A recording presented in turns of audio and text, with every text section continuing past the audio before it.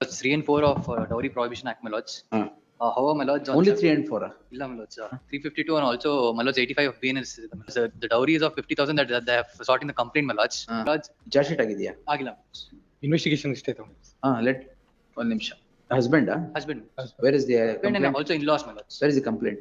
What is the complaint? The petitioner has demanded 50,000 dowry, my lords. ನನ್ನ ಅತ್ತೆ ಹಾಗೂ ಮಾವನವರು ದಿನಾಲೂ ನನ್ನ ಮನೆಗೆ ಒಳ್ಳೆ Glorified. Yes.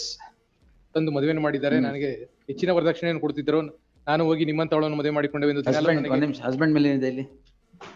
ಹಸ್ಬೆಂಡ್ ಮೇಲೆ my lord is seeking the dowry and also giving the physical harassment against this respondent number 2.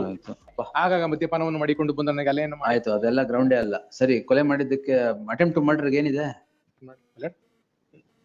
ಇದರಲ್ಲಿ my lord ಏನಾದ್ರು ಟ್ರೀಟ್ಮೆಂಟ್ ತಗೊಂಡ್ರಾ ಇಲ್ಲ? ಓವರ್ ಆಲ್ ಅಲಿಗೇಷನ್ ಗಂಡ ಮತ್ತು ಅವ್ರ ಮನೆಯವರ ಮೇಲೆ ಈ ತರ ವರದಕ್ಷಿಣೆಗಾಗಿ ಈ ರೀತಿಯಾದಂತ ಹಿಂಸೆಯನ್ನು ಕೊಟ್ಟರು ಅನ್ನೋದು ಒಂದು ಸ್ಪೆಸಿಫಿಕ್ ಗವರ್ಮೆಂಟ್ಸ್ ಇದೆ. ಯಾವ ಸ್ಪೆಸಿಫಿಕ್ ಗವರ್ಮೆಂಟ್ ಇಲ್ಲ. ಅಲ್ಲ, ಅದ್ರ ಬಗ್ಗೆ ಇನ್ವೆಸ್ಟಿಗೇಷನ್ ಗೆ ಸ್ಟೇ ತಗೊಂಡಿದ್ದಾರೆ. ಅಲ್ಲಿ ರಿಕವರಿ ಆಗ್ಬೇಕು.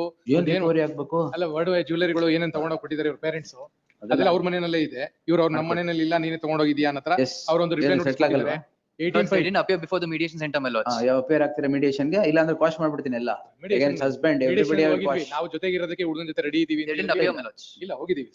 It's a fit case to quash. If you want to settle. Otherwise he'll walk away with an order.